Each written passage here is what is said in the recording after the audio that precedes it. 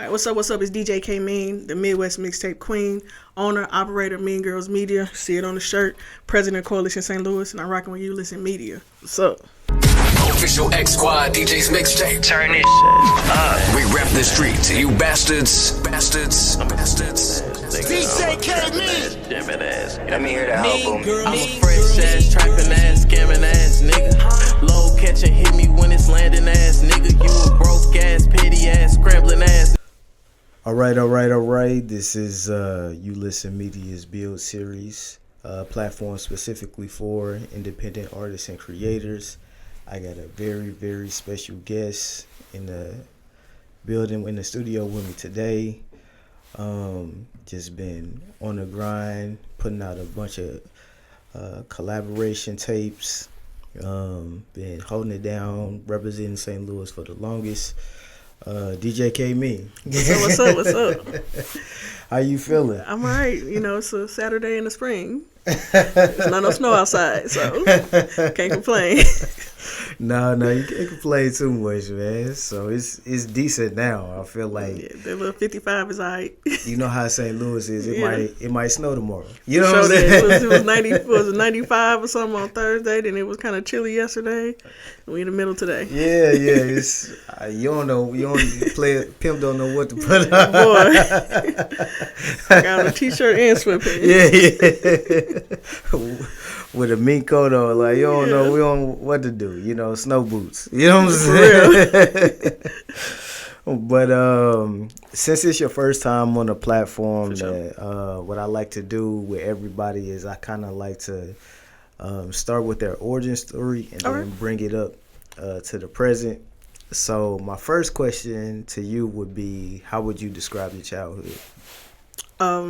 Regular, boring. You know, I grew up in Ferguson in a time where it was, half black, half white. Mm-hmm. So it was general, a lot of we had Asians in too, but mostly black and white. Single parent. My parents were divorced, but mostly raised by my mom. Nothing spectacular, went outside, played with kids, played sports. Really like, what you would see on the TV show. It wasn't nothing like crazy. It was regular life for real. Oh, okay then. So you grew up in Ferguson? Born and raised. Okay, that's what's up. Like, what were some of your musical influences growing up? I don't know if I have a particular influence, but I was like, my sister is 10 years older than me. So when I was of age to really hear music, most of my talents, my tastes were developed by what she was listening to as a teenager in the 90s for real. So it was from, the classic R&B stuff to, Master P, whatever, tape she had in the house, until she went away to college for real. So a lot of it was, the bass line is from that, because my mom's not really into music. So, the only music she listened to was Meatloaf for real. And when we used to drive back and forth, my sister went to Springfield, what was Southwest Missouri at the time, but now it's Missouri State. And so the only music I remember her listening to is Bat Out of Hell by Meatloaf for real. Otherwise, my mom doesn't even really listen to music. And you a DJ?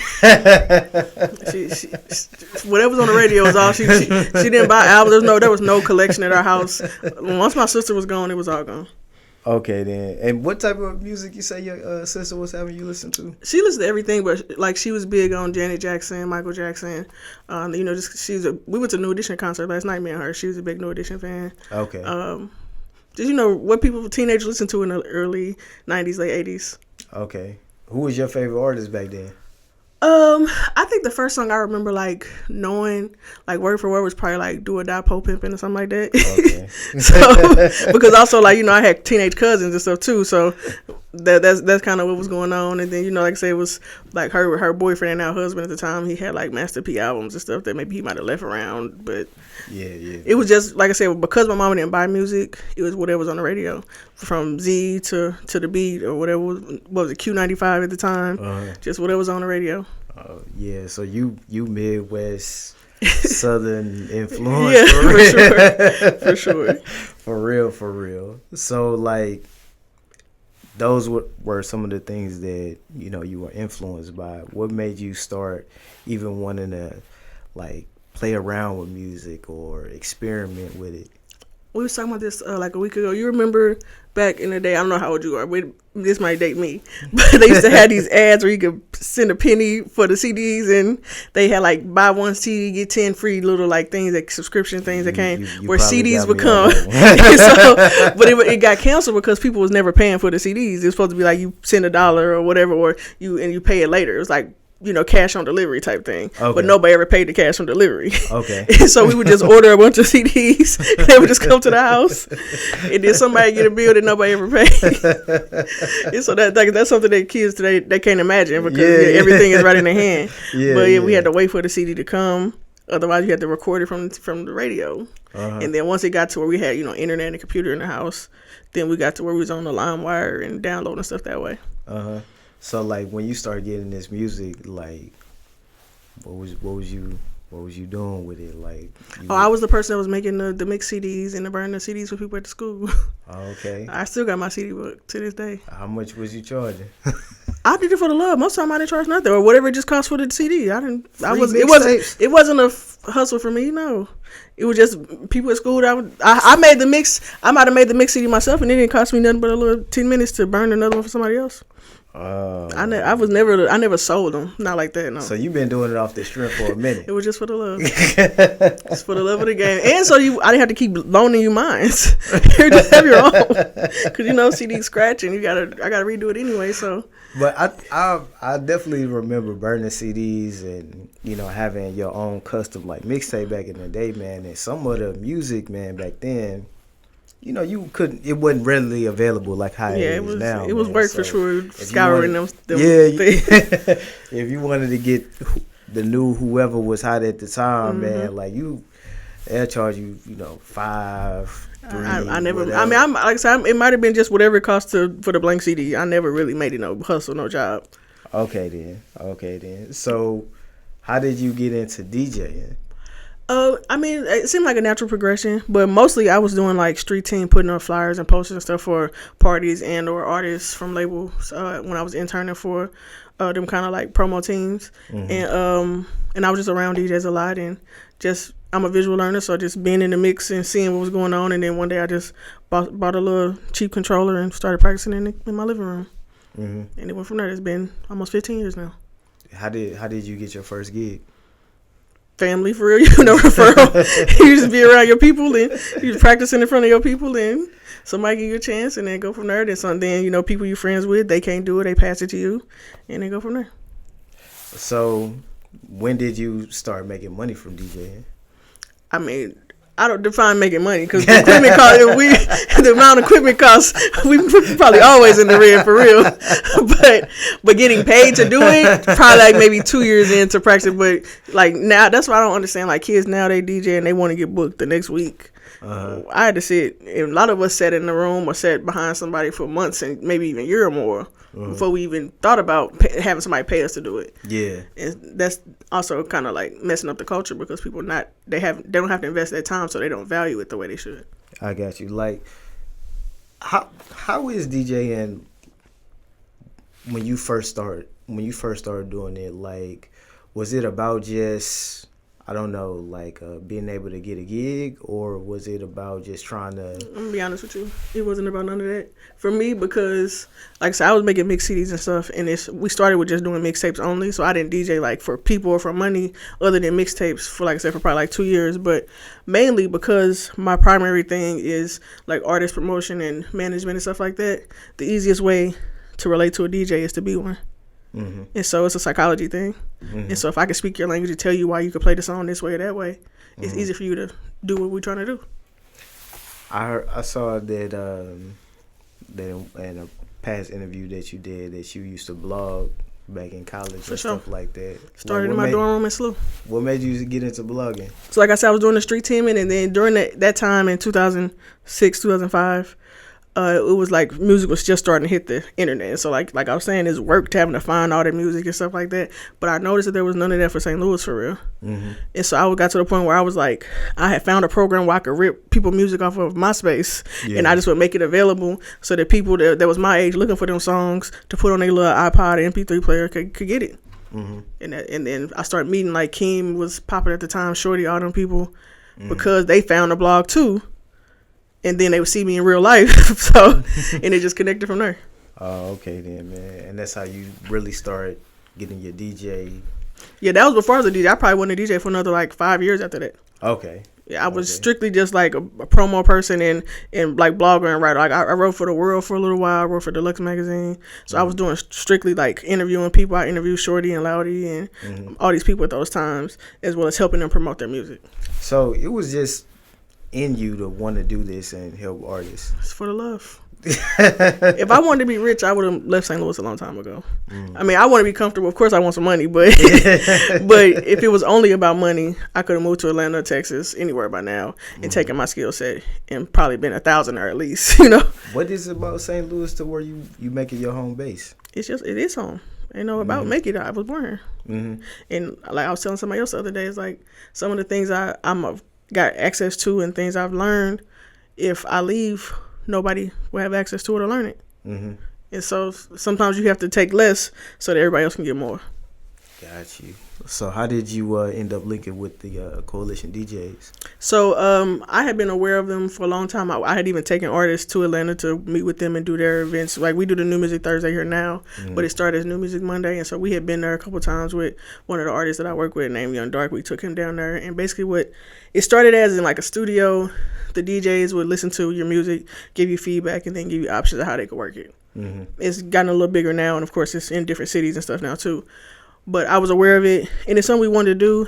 And one of the other guys, DJ did it. He's a graphic designer and one of the members of Dirty Boys. He was connected with DJ Funky, who's originally from Kansas City, but has been in Atlanta for a long time, as one of the founders of Coalition DJs. And so they brought it to St. Louis. The DJ started it off. He stepped away, and then they asked me to take over. Okay. So, and you're like the representative for St. Louis. The president of the St. Louis chapter, and I would say probably VP of the Midwest region. Okay.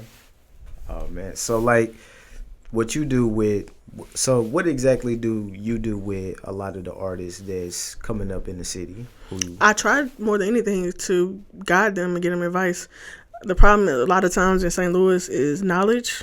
And so they have all these views or this audience, or they think what they think is a big audience.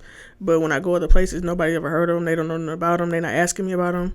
And so I try to encourage them to go to those other places and expand what they got going on, teach them about registering the songs properly and how they can make the money off of it. Because a lot of times they shooting a video, getting thousands of views, but only person getting paid off it is the videographer because they're not doing their part. Do they listen? Most of the time, no. But I keep trying to tell them. What should artists be doing? I mean, just the baseline of it is sometimes they shooting a video and putting a song only video that's not even available to stream. So they're not even making the streaming money from it. In addition to the publishing and registering they could do to be getting from the publishing part of it. And then that trickles down into possibly being booked for shows and all these other things. And they want to be signed, but you don't have no stats because you aren't doing the registration. So you saying like a lot of, because we see a lot of artists coming out, you know, independent artists. They'll do the video, get like 50 to 100,000 views. Songs not registered nowhere At all. So they not getting no money. And they're not getting the data either. To say like who's playing it, where it's getting played. Yeah, and then if you want to go sit at the table with a label and they look you up and they can't find nothing because you didn't do no registration and you don't own a beat, so then they try and scan the beat for the song and 5 other songs come up. So that very simple thing. It could be that simple. You see, like a prime example, like people in Atlanta and Florida, those kids who don't got no better music for real get signed every day. But that's because somebody in their corner making sure that the things are being tracked properly, so they can have some leverage when they go to the table with the labels and say, "I'm worth this much because here's the stats, here's the proof." Nobody's doing that here. And that helps with like sync licensing, right? Well, I mean, I don't know if it helps with single, but they're not even. It has to be registered, and the paperwork has to be done right in order to be considered for that stuff. Gotcha. You have to submit for those things. Got you. And you try to. They're not even thinking about that. I've had meetings with so many of these young kids explaining to them, like, just from me doing basic research, like, you could be making money off this, and this, but you don't have none of this done to get it. Man, oh man, like, I mean, and this it seems like it's a little easier these days to like the process of the information. All of it is easy to get, but you have to want it. Yeah. At the end of the day, you gotta want it. What is it about? I guess like some of the artists within the city, just kind of settling for fame in the city and not wanting to take it further. I don't know. The St. Louis fame thing seems to be like a reoccurring thing from generation, because the same thing happened with the people that was young and outside when I was, young and outside. It's just like they get to a certain point and being popular at home is enough. And I can't understand that, but I can't push them away from it either. But because I'm not popular enough, they don't understand. They don't believe what I'm telling them is the truth sometimes. And then they go somewhere else and somebody else tell them the same thing, and then they feel crazy. Is it an artist that you've seen to where it's like, man, if this particular artist really, you know what I'm saying, pushed a little harder outside of the city, they probably would be worldwide? I don't know about worldwide, because St. Louis make a particular kind of music that I don't know if it could be worldwide unless they tweak the approach. But as far as like making money off of it and being, at least nationally or have their little niche, I think that Scam probably is the biggest. I've had talks with him, but he got whatever he got going on, and so he getting the views and the engagement and stuff, but it's just not planned out. He just freestyling. I think Racer probably is similar. I don't know. Karma's, I don't know what he got going on, because there's a lot of noise around his stuff, so I can't really tell what's right and what ain't. Scam. But I haven't had no personal talks with him the way I have with those other two. Yeah, Scam, Racer, and Karma 2s have like crazy engagement. You know what I mean? And they have a lot of buzz. You know what I mean, about what it is that they do in the city. Yeah. So like, and I haven't had no meetings or nothing with him, so I haven't done no research on what he got actually going on. But just from the talks and things for the other two, it's just a lot of it is balls getting dropped or not having a real plan, just throwing stuff out and doing whatever. I got you. And they're not spending the money the way they need to. They only spend it on these small things, or they only spend it on videos. They're not spending on actual promoting outside to expand the base. They need to. So you said, what is that again? Just for those who don't, if you can give a couple keys. I mean, it's not like one thing you can do, but it's things you can do, like, so for example, you put out a video and you might get 10,000 views just on the strength of you being you and whatever your base is. But if you had put another $100, $200 or whatever, $1,000 on promotion through ads or playlist and all this other stuff, that 10,000 turns into 100,000, maybe $1 million. Yeah. But right now we only spending the $200 on the video.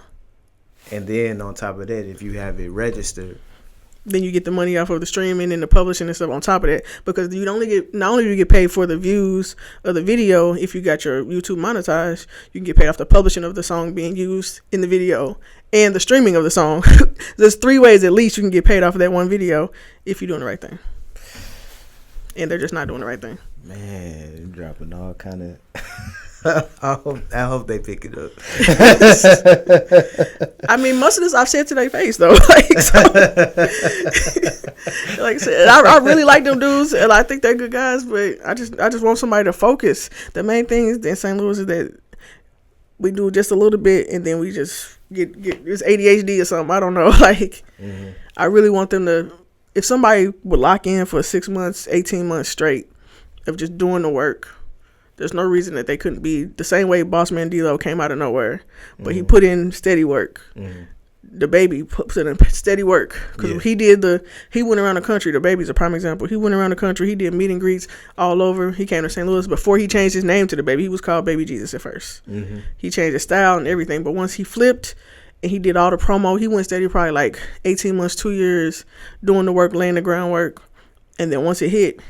It was snowball because he had already made the connection and relationships in all these other places. Yeah. And we could easily do that with people from St. Louis, but they don't want to spend the money to do the travel, take the time off of the streets or their actual jobs or whatever. We do it like the New Music Thursday is is the 5th day of 5-day promos where we do every month. And If you can go to the markets and meet people in real life, and then they start seeing you on the internet more, those things connect. It make people more likely to play your music as far as the DJs go. But they never meet you. They just get an email, maybe. But they not doing email blasts in St. Louis. We never get none of that music to play, for real. So that's a whole different story. But it's really consistency. And I'm just putting extra emphasis on it because you DJ K-Mean, Coalition DJs, National DJ Coalition, who, you know, you are connected to pretty much every national market. You know what I'm saying? To where you can get these artists out into these platforms and places, and these simple steps make a huge difference. They have no idea. Because it's not on the internet. They only see what's on Say Cheese. Yeah. You know what I'm saying? Like, if it's not popular on Say Cheese, they think it doesn't matter. And that's really the problem, is that they've been blinded by the internet. I just gotta get on Say Cheese and I'm fine. And unfortunately, that's how they think, for real. Well, really, like, you get more value instead of spending that $1,500 for one post on Say Cheese for him to delete it in a day or whatever. If you put that on just your own ads, you would get more subscribers, which in turn comes to more followers and more money if your music is up to par or whatever your content work. But they won't do that. They want to be on the main page. They just... Is there a difference between, like, I guess female rappers and male rappers? I think female rappers right now anyway make more palatable music, more fun music, more of that music that people want to hear outside of, especially for St. Louis. Like, a lot of the men are making songs that is about their ops or is sad or whatever, whereas the women are making fun music. And so that will allow them, if they were to actually move around, to expand it faster, in my opinion. And it's, like I said, it's more universal. Yeah. Most of there's very few party songs coming from men in general, for real, nationwide, not just St. Louis. That's a fact. That's why most of the set list is women right now, and the women are in the party, but the set list is still have to cater to men because they the ones at the section most of the time. Or they come to the booth and be mad at us for playing songs for women. Man, I didn't. That's a perspective I didn't even think about before. But yeah, I could definitely see that, because you do see that all of the time. Nobody want to sing along about sliding on ops for 30 minutes, but they gonna sing along to shaking their ass for 2 hours. Yeah. For sure. I'm gonna ask you, what does breaking the record mean? Today, I think that's a myth, for real, because it's not just one person can do it. And it ain't just the DJs, it's not just the internet. Really, all those things it's got to be a perfect storm, for real, of all those things clicking at the same time. But that's why I was saying about laying the groundwork of meeting people and doing all those things. And if you think you got a song that could be the big one, you could do a run of going to meet everybody before you put that one out, so that you on their mind fresh. And then when you come with the real hit, it's undeniable. When people have already met you, they can post their little picture, say, yeah, I met such and such. All those things come together. It's about creating moments, not just for the fans, but for the DJs too. DJs at the end of the day are people. Yeah. And right now, too many artists are treating it just like I said on the internet, it's transactional. And so they're not interacting with DJs as real people, only when they want something. What I've heard this argument before is for here in St. Louis about the music scene, and a lot of the music scene not being as strong as it could be due to the DJs not working with the artists. What's your take on that? We have New Music Thursday every Thursday, every last Thursday of the month for damn near 5 years. And them people that be saying that, the internet, never been there, never came. We had 10 DJs there 2 days ago. The last month we had about 15, 20 DJs there. Where you at? Every time you say that, come see us. We don't have your song. You're mad at us for not playing a song we never heard. Some people we never even heard of you. KB, can you say that one more time so they can understand? I say this, especially like when New Music Thursday, we have people come from out of town regularly who done drove 10 hours to be in front of us. Yeah.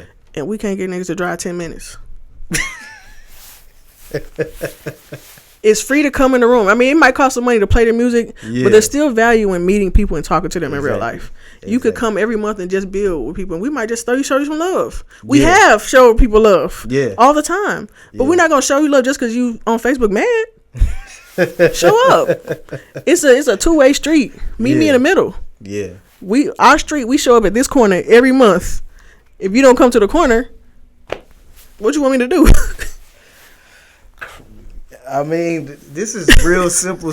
Like you make it everything so plain and simple. You know what I mean? It really is like that. It make it more complicated than it is. It's not this complicated. It's not that deep. It's when not. You go to them other cities, like for example, Dallas, have places where like Hollywood Baby, he might put on he got like a space where he put on a meet and greet or whatever. He might bring an artist in, and 30 DJs show up for it because they done built the system where if he say we're gonna do this, whether they know the artist or not. Yeah, we do that. Maybe 10 show up. I'm not saying the DJs are at fault too because sometimes they don't do their part. Mm-hmm. But the New Music Thursday in Atlanta is every week. They do it every Monday. Yeah, and artists, media, you never know who's gonna be in there, famous or not. Yeah, and we have to make the effort to be in community with each other. Yeah. That's why it's free to get in, so we can be community. Yeah, because I could charge $10 at the door if I wanted to. Yeah, but I want you to be able to come and I could have this conversation with you in person if you show up and tell you what could be better. But you got to show up first. Okay, man, you missing you. Just from you talking right now, you done missed at least 20K. And I would give the information to you for free. But even when I do like have a consultation meeting, they look at me crazy wanting $100 for consultation for 2 hours or something like that. Like, but most of the time, I really just on the low will have a conversation for free. Man. I wish they would pick it up, man. But somebody gonna see it though. I believe it's somebody gonna see it and pick it up. But we shall see. But I go out of my way to try to make myself available when I can to the DJs, to the artists, even to the media. That's why I'm here now. You said you want me to come. Tell me when to come. It was very simple. Tell me when to come. It was very simple. It was.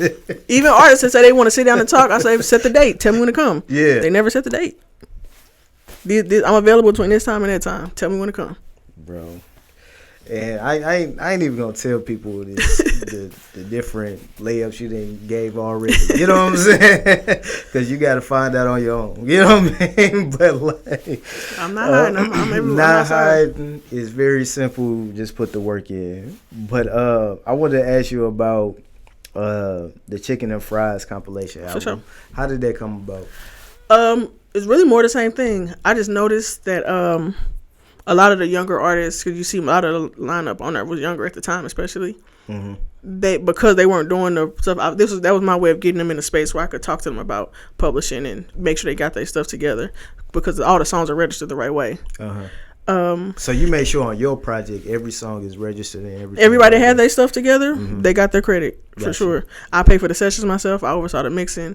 I put artists together, the beats, all that stuff. I own all them songs. Mm.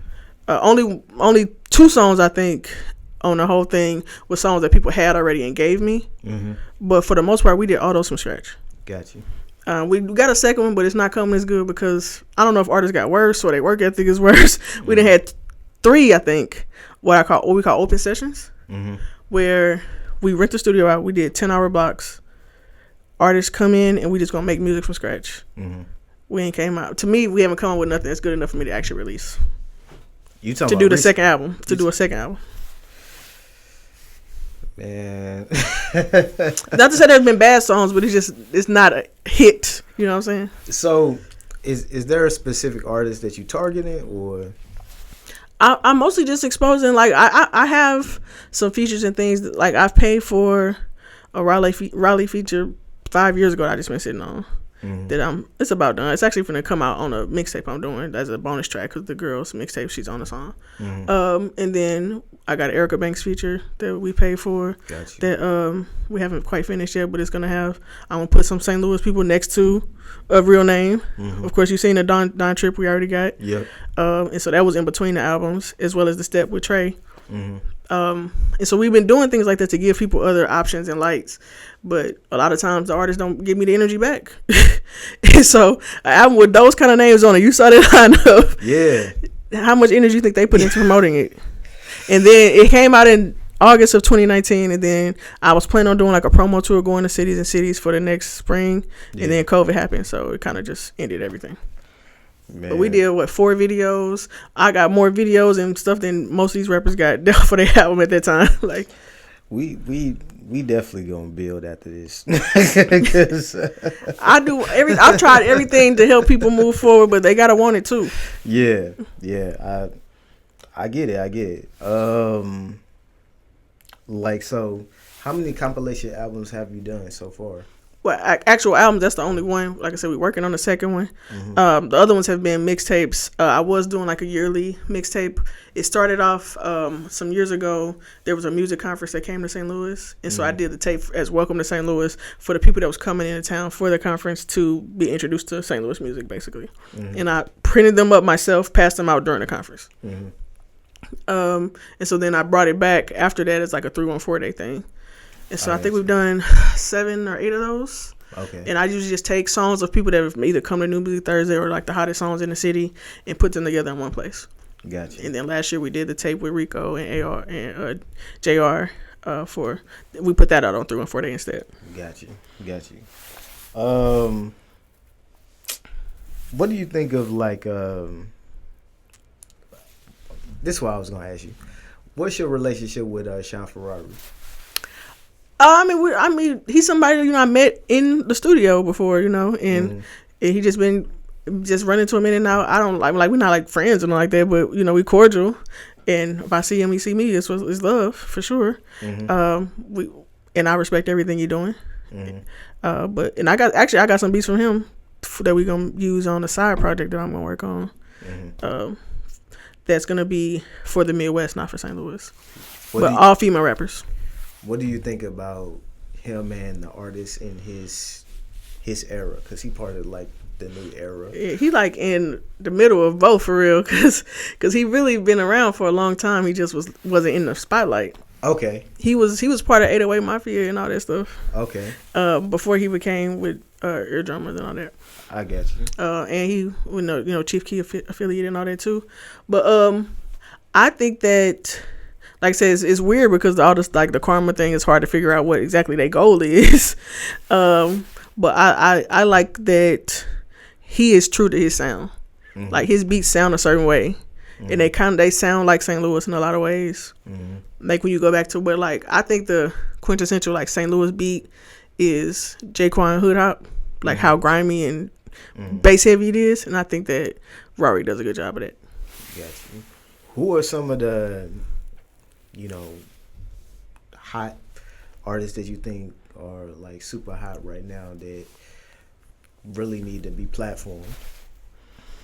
It's hard to say because I don't think nobody's ahead of anybody for real. I think everybody is a lot of people that's there, but it's just something missing and they're not getting it straight there. Either it's like we saying they're not doing the work as far as like the business part of it. They're not doing the work as far as the work part of it, like showing up and actually working the music, or the music is not good enough. And so I don't want to say one person over another because I don't think anybody's ahead of anybody right now. Man, that's like people from out of town be asking me that, like, who's this person? I said I can't give you a name. Even people that I like work with directly, I can't put them over nobody else because I don't think anybody got it right now. I mean, this. And I like to stay neutral and be, fair. I could just say, yeah, my such and such that I put somebody that I'm getting points off of, but that's not genuine. I'm not gonna do that. I can't hear you getting some criticism. Look, you can take the volume of the clip however you want to. I'm a Sagittarius. I'm gonna stand on whatever I say. I ain't telling you not to. You know what I'm saying? Come see me. We'll be at Crush on April 30th, 7:00 doors open. I'm at Deja Vu every Saturday in St. Peter's. I know you're gonna come out there on that bullshit. So come on. I'm just saying, man, because it is a good handful of artists that I can think of that's really, really, But would you put any of them above the others? Where anybody's higher? As term is hot? Hotness. I don't know. That's a good point. Especially taking them people that are like signed and got situations out of this. No, I'm not speaking on any signed artists because that's that's a whole different thing. Yeah. But just straight independent. That's actually a good point because like I see like people making a lot of strides. Like you mentioned Karma Tools and Raysta and Scan. Even my homie Bo with the STL May is just going crazy right now. But I don't know, it's a little hard to say like on an independent level. You know what I'm it's saying? harder for you to for me to to put gauge. somebody here because like I said, I'm going to other places and they don't know anything about it. Yeah. And I can't say that you the best if you're not leaving the 270 in the belt. That's how you look at it. 100%. Okay. Like it gotta be outside of the city. Nobody's ever called me about a song from these people. Mm-hmm. If it was making noise in a real way, somebody would be asking for the files, and they never do. Man, you. I'm just trying to be real. Like the problem with St. Louis is too much people are disillusioned and they lying to each other. Y'all not really working that hard. It's just a fact. Mm-hmm. You're doing enough to keep St. Louis famous, and that's cool if that's what you want to do. But don't be asking us to make you the biggest in the world when you won't do the bare minimum.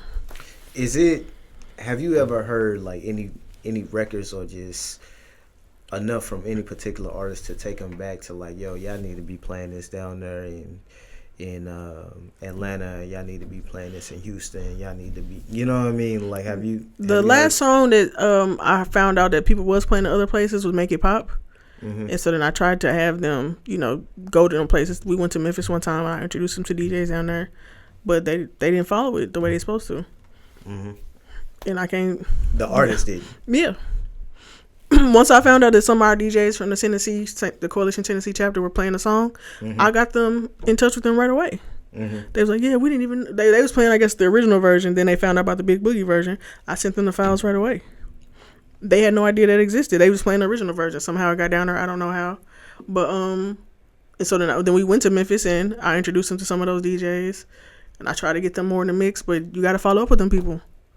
And stay in their face and go back. You know what I'm saying? Yeah. If you go back and meet them some more, that turn into show money. Mm-hmm. And because they play the song more, because now they done met you in real life. Mm-hmm. I will say where the hoes at. I was gonna try and do something with that, but you gotta meet me in the middle.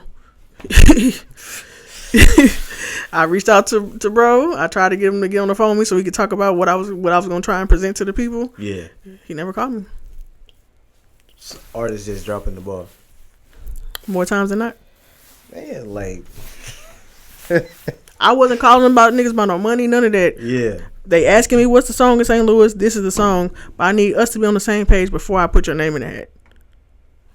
We never got on the phone. So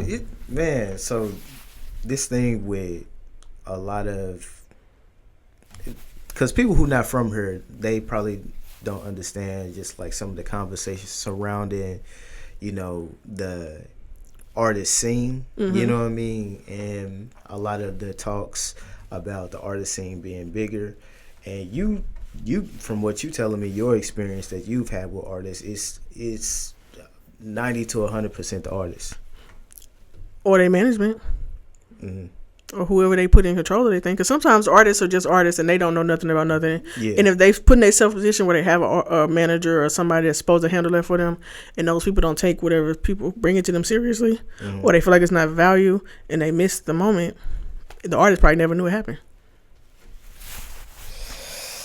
Man. We brought the Coalition Midwest. We had an anniversary in St. Louis 2 summers ago, I think it was. Mm-hmm. We rented out Java, had a big show concert, sold out. We had people in town, DJs and media from all over the country for a whole weekend. Mm-hmm. How many people you think? All the events were free, except for the concert to get into. Throughout, we had a brunch, we had mixer, we had a bunch of events in different clubs and bars and stuff around the city. Unless they was performing, they didn't come. They didn't come meet those people. We had a listening session in the studio. So some of the artists will play the music and stuff, and we did like a feedback session on the Thursday night as a New Music Thursday to start the weekend. It was artists that did that part, but they met those people and they never followed up with them. They didn't say, hey, let me send you some more music. Mm-hmm. All that stuff matter. So do you think it's the social media is the biggest, I guess, influence in like them not participating with a lot of the events? You know what I mean, with going out and participating. I think some of it could be attributed to ignorance and not knowing, but I think that can be an excuse, because if you want to know something, you'll know it. If I want to know how to register a song, I go on the internet and Google register a song, and they give me all the steps right there. Yeah. If you go into Facebook or wherever and Google DJ events, I'm sure all the results will come up. The flyers will be there. All you have to do is, if you want to know the information, you will. They don't want to know. Or they just too arrogant to think they need to know. But these steps, back from what you said before, if somebody takes some of these small steps, going to these events that's already in your city, because you already plugged into the nation. So if you get it, it's hot, and you got somebody that's willing to do the work, you know what I mean, on top of them, you know, when they do the video, promote it, make sure it's registered. 18 months of grinding like this could take you to another level. Yeah, if it's consistent with it, yeah. I 100% believe that, and we've seen it from in other markets and other people. Man, I mean, these are a lot of keys. Think about it though. Every movie you seen, especially like around hip hop and how people made it, they all went to some city and went to some kind of convention or something, met somebody who met somebody, and it all snowballed. I mean, that's still true today. Well, from what you saying or whatever, like, I like the fact that you talking about the consistency part. That's my number one rule. A lot of the thing is like this one big moment. You know what I'm saying? I get on this one big platform. It's this one thing, and then everything that don't happen. You know what I mean? It's very rare. Yeah. To where like you saying like, listen, you could work this thing, and here's a blueprint to do it if you're willing to do the work. You have to commit to it. Yeah. You can't excuses about your kid got to do this. If you want to do it, some sacrifices got to be made. And right now, people are not sacrificing. They doing just enough to stay on the timeline. Man, you making me want to do it. So we're gonna do something. Like we gonna link up and do something. It's a lot of things that could be going on that people are just not doing. Like I said, partially could be because they don't know, but again, you have to. When before they had all the stuff on the internet, when I wanted to learn how to do X, Y, and Z, I flat out just Googled it, and then I trial and error, figure out how to do it the right way. Mm-hmm. If you want to do that, then you will. Mm-hmm. Like, how is the DJ of today? How is it different from, back in the day from when you first started? I think it's definitely easier. There are way more tools, and especially like with all the AI stuff. You talking about just DJing itself? Yeah, it's definitely easier. Because the equipment is so accessible, and now they don't even have to have hard drives with the file. They can just stream it straight from Tidal, Apple Music, right in Serato. They don't even have to own the music no more. They don't have to do none of the what back in the day, like it was crate digging. We had to go get the vinyl. I never had to do that because I didn't start that time. But I got a hard drive with thousands of songs on it, and it's DJs under me that don't got a hard drive at all. How significant do you think is the role of the DJ in the culture today? I think it's still important, but the problem, like I'm saying, is that the artists don't value it, so they're not using that tool, and so a lot of it is stagnant because they're not communicating with the DJ. They only doing the internet part, and like I said, we never even get the song. Mm-hmm. And so even if the people in the city like it, how can I play it? You didn't put it on streaming. I've never heard it. I never met you. I don't even know the song exists because it's not in my algorithm. It's in their algorithm. And it's a difference between any DJ and a DJ that's connected to something like that. Coalition DJs or something like that. Well, I mean, I send music and service to DJs all over the country all the time. Not just that's with us, because I don't care who you with for real or not with. Because the point is helping the city especially move forward. I don't care who you're talking about. Just connecting with somebody who's connected. You know what I mean? Yeah, I think that sometimes people underestimate. They only going for who they think is the big DJ. When 9 times out of 10, that big DJ do not care about your music. It's not going. Even if they do play the song, they're not going to share it with anybody. But a DJ that might be in a local bar or something like that is still in contact with that big DJ and has the influence over that big DJ, who could maybe sway them to like the song if they testing it out in a smaller space first. But they skipping over that and they just going straight to Marquee. All right. Test it out in a small space first and see how people that is just having their dinner or whatever react to it. People that pop, you can't test it out with people popping bottles and 100% lit. Test it out in smaller spaces first. I didn't mean for our interview to be a tutorial. A step by step. Hey, you can break it up however you want to. Get 30 clips out of this. But it's just the simple fact that you so passionate about this particular thing, because I think you so right, because some of the stuff, and we talking about stuff that is conversations that are very current. You know what I mean? Like, why the scene is like this? Why isn't this going? Why is the numbers not numbering? You know what I mean? And you kind of piecing it all together in very simple, matter of fact way. It's really not as complicated as people make it. It's all this argument and discourse about this person did that or that. At the end of the day, the balls are getting dropped all over. And until we learn to juggle, man, like, so I guess like for you, what is your role going to continue to be for the city? You know what I mean? I'm gonna keep giving people the truth, the answer. If you like, there's this thing like my name is K Mean because people assume that I mean because I'm not like smiling at things every day. You know what I'm saying? Like I'm just a straight faced person. And so we used to when we the reason Mean Girl started was me and my homegirl. We was passing out flyers, and after we was done, we'd just be sitting in the club with looking straight face or whatever, waiting till the club was over, and people would say we looked mean. It was a couple of us, and that became our company. And so my DJ name was something else before, and then County Brown, one of my mentors, said you should change it to this, and then we came in from there. But people assume that I'm this way or that way just because they see my bigger than life persona. I look intimidating to people. I've been told I was intimidated since I was a kid. Like people they're scared of me for whatever reason, and that's cool. It protects me from a lot of things, I'm sure. but if people that actually have a conversation with me know that that's not true. Yeah. I mean, I never got that from you. It's insecurity. I think I ain't bring out insecurities in other people. That's crazy, man. My in confidence in not trying to impress other people makes other people nervous. I don't know. It's funny to me because one of the things that you did with me with you listen is just off the rip connected. You know what I mean? you was like, yo, you need. And I've done that for many people. This. I ain't asking nothing in return.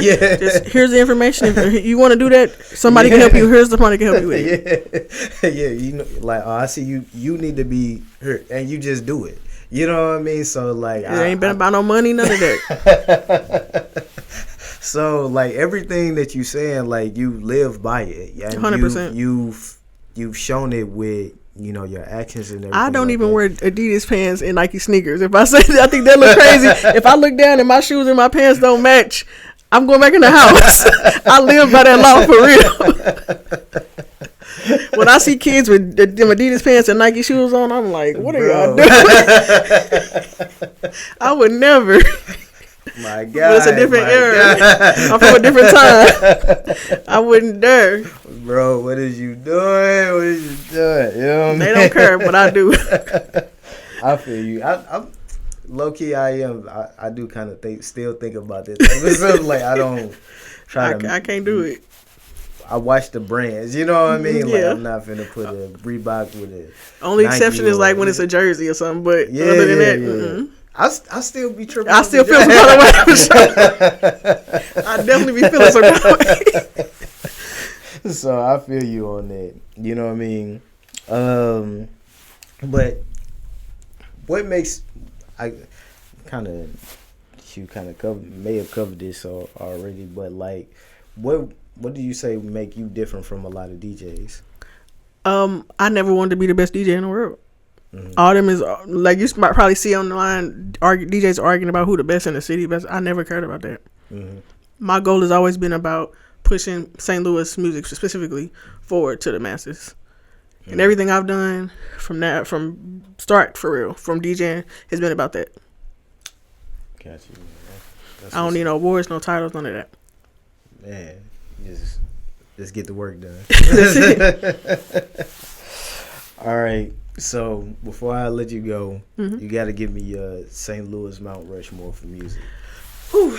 Are we talking about like making music, like artists, or just anybody that's connected to the music industry? You know what I mean? It could be past, present. You know. I don't know. Do you know who Just Bleezy is? Just Bleezy? Yeah. So he is probably one of the pioneers of St. Louis music, and also especially street music. He did things that artists never did here. I'm talking about not even Nelly type things. And but it was all independent, so it wasn't like mass produced. And because he's a street nigga, he went to jail and stuff like that. Slowed down so the last couple years, like probably 10 plus years, the newer generation probably never even heard of him because of that, because he had to go sit down. But when I first got outside and passing out flyers and stuff, he had features from Rick Ross, Yo Gotti, Gorilla Zoe, everybody that was up at the time. Yeah. He threw his own like music conference in St. Louis, flew DJs from all over the world into St. Louis just to really promote himself, but he framed it as a music conference. He had his own label. He discovered like the All Stars, which is a legendary St. Louis group, Future quietly, and so people don't know, but he's one of the ones for sure. Just Bleezy, yeah. Of course, you can't not say Nelly. There's no way you can. I think that Track Boys Tarn is monumental for sure. Yeah. I think that they're more important than Quan personally, because it's not just them. They're responsible for him. They're Ebony, Young Ro. A lot of songs come from them. Yeah. After that, probably Murph. What's that for? Yeah, that's for. That's your Mount Rushmore. Well, I'm thinking I need 5, but yeah, probably Murph, because he still had his own thing. Yeah. I'm sure there's somebody else, but that's where I'm at right now. I mean, I'm gonna swap Murph for Shorty. Really? Why? I think because Murph and Nelly have an overlap of generation. Shorty was a different time. Gotcha. And he led that time from 2007 to probably like 15. Before he went to Detroit or whatever, was that probably maybe like 13 or something like that. With the hits and the radio and then going national with TV and all that. I don't think we can leave him out. That's what's up, man. That's a very solid Mount Rushmore. I like that one, man. Well, really, I should have Bleezy come up here and talk to you for real. Definitely. He is quietly like the king of St. Louis as far as like underground street stuff that people don't like. The people that know, especially for North St. Louis. But he's like I say, since he's not out now, he's gonna start doing more public appearances and stuff like that. But Bleezy, you gotta pull up now. Yeah, I think that for somebody that you're trying to like talk about the history of St. he like had a Billboard charting song like in the 90s type thing. From just work. He used to tour with Yo Gotti and all them people back in the day. He can call Rocco and them right now. Future, all them people like for real right now. Even though you never even heard of them. But St. Louis born and raised. You heard it here. K-Mean about to get Bleezy up here. For sure. And we're gonna rap a taste on it. You know what I mean? But yo, K-Mean, you gave a lot of gems to artists in general. I know you was talking a lot specifically on St. Louis artists, but just artists in general. Yeah, that's true for everywhere. Yeah. I mean, like, I think it says a lot just about you, because this interview was about you, but you made it about other people. I just answered the questions. That's it. You made it about helping other people, which is so dope. You know what I mean? Yeah. So, like, I really hope, everybody who paid attention to this interview, man, really, let this sink in, learn something, do your work, and shoot. I mean, she gave it the whole blueprint. You know what I'm saying? So it's really no excuse, at least currently. Yeah. We don't know what may change in the future. But I try not to say, I don't want to say blueprint, but check marks. Let's say that. Checklist. Because everybody, something that works for one person might not work for another person. So I don't think blueprint is accurate. But there's some things that baseline things that everybody should do. I think some of, like, for the artists that, we've even mentioned and we kind of thinking about as far as certain check marks that needed. You got pretty much everything, but if you do you missing these few parts right here. Yeah. If you plug in these couple parts right here, it make a huge difference. Yeah, for you sure. know what I mean? So, like, I think you gave a lot of that, you know what I'm saying, in this, and you ain't have to do nothing. You're talking about all of the dope projects you got and the people that you work with and the things that you've done, but you made this about helping other people. That is so dope. I'm just trying to do my part. That's it. That's so dope. I don't need no credit. I don't need none of this. I just want everybody to win. That's it. I got you. Like, anything else you want to say before we follow me at DJ K Mean on everything. Company is Mean Girls Media. It's Mean Girls with a Z, or you would not find me. Coalition DJs STL. 314-375-6775. That's it, man. We out.